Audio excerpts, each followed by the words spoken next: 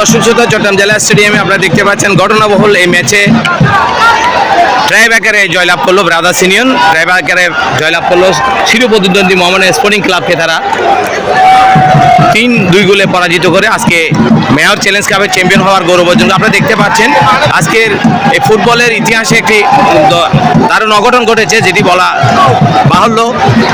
চট্টগ্রাম জেলা স্টেডিয়ামে তীব্র উত্তেজনাপূর্ণ করে ম্যাচটি গোলশূন্য ড্র হওয়ার পর ট্রাইব আকারে নিষ্পত্তি হলো। আপনারা দেখতে পাচ্ছেন দর্শকদের একাংশ ব্রাদার্স ইউনিয়নে আজকে দুটি হলুদ লাল কার্ড প্রদর্শিত হয়েছে, তারপরও 9 জন নিয়ে ব্রাদার্স ইউনিয়ন জয়লাভ করেছেন। চ্যাম্পিয়ন ব্রাদার্স ইউনিয়নকে জেলা স্টেডিয়াম থেকে এবং দর্শকদের পক্ষ থেকে অভিনন্দন জানানো হচ্ছে।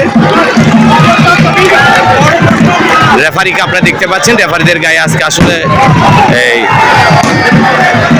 হয়েছিল। আপনারা দেখতে পাচ্ছেন রেফারিকে প্রহার করা হয়েছিল মাঠে, সেজন্য জেলা পুলিশ এবং ম্যাচ রেফারিবৃন্দ রেফারিদেরকে সাথে নিয়ে মাঠে অবস্থান করছেন। তারা কিছুক্ষণের মধ্যেই মাঠ ত্যাগ করবেন। আমাদের বিভিন্ন স্তরের নেতৃবৃন্দ জাহিদ ভাই সহ স্টেডিয়ামের নেতৃবৃন্দ জসিম ভাই কোলাকুলি করছেন খেলোয়াড়দের সাথে। ব্রাদার্স ইউনিয়নের সভাপতি কোলাকুলি করছেন জসিম ভাই। উৎফুল্ল দর্শকদের ব্রাদার্স ইউনিয়ন দীর্ঘদিন পরে আবারও এই জেলা স্টেডিয়ামে চ্যাম্পিয়নশিপ অর্জন করছেন, সেটি দেখতে পাচ্ছেন। আমরা মোহামেডানের দর্শকদের একটু নিশ্চিত দর্শক দেখতে পাচ্ছেন আপনারা।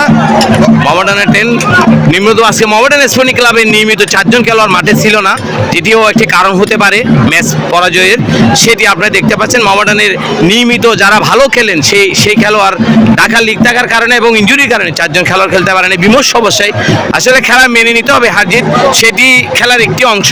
ট্রাইব আকার দুর্ভাগ্যবশত আজকে ভালো খেলে হেরেছে এনাম ভাই, আমাদের নিয়মিত সংগঠক, তাকে দেখতে পাচ্ছেন আপনারা। আমরা সকলেই জেলা স্টেডিয়াম থেকে এখন পুরস্কার বিতরণ অনুষ্ঠান অনুষ্ঠিত হবে, আমরা সেখানে ফিরে যাচ্ছি পরবর্তী আপনার